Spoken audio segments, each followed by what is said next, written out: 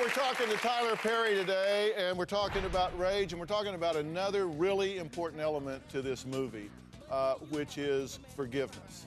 And, you know, I was saying before the break that when I talk to people about these movies, I'm always almost hesitant to say that they're movies with a message, because then people think, oh, you know, but they're hugely entertaining. But you do weave a serious message into these, don't you? Yeah, which is important to me. I don't want to just do a movie to make people laugh. I mean, there are lots of things that you can see that'll make you laugh. But for me, forgiveness has been a major part of my growth in life and me understanding where I am, forgiveness and God and His blessings. So what's really important to me is that as I tell a story, I don't just make people laugh, but I leave them with something they can use in life. Yeah, and there is huge message to this movie. You know, we talk about Medea's anger. Yeah. And she actually mellows in this movie some. So I'm curious to ask you about that in a minute. But there's also this great message of forgiveness between two of the real central characters that kind of comes from an abandonment and a rape situation, which is about as serious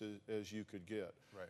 What's the message you want people to take away about forgiveness in that realm? Because I know you talk about forgiveness is not for them, it's for you. Yeah, and that's what I've learned in life. You know, my father, who I refused to vilify and love him to death, we had a very rough, my upbringing was very rough with him. And when I got to a point where I could forgive him, my life changed.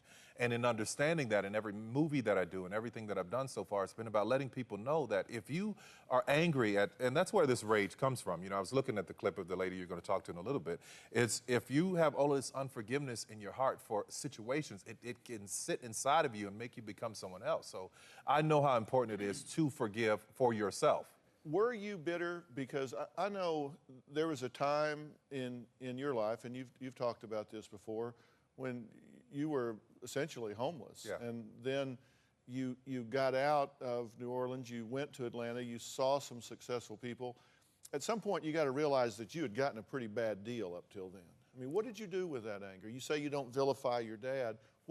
How did you get all of that out of you? He and I had a conversation on the phone once, and I was in Atlanta, he was in Louisiana, and I started screaming and yelling at him, and we were, there was the first time in my life, things that the little boy in me was speaking, I felt like, because here I am as a man at 28 years old at the time.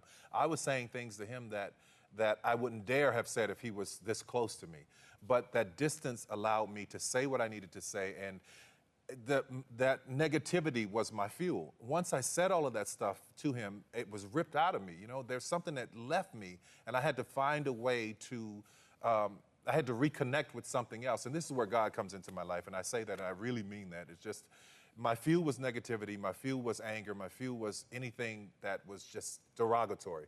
Once I forgave him, I had to find a new source. In my teens and 20s, I was angry, but if all you know is anger, all you know is to hold on to, that's your fuel, it is scary to let go.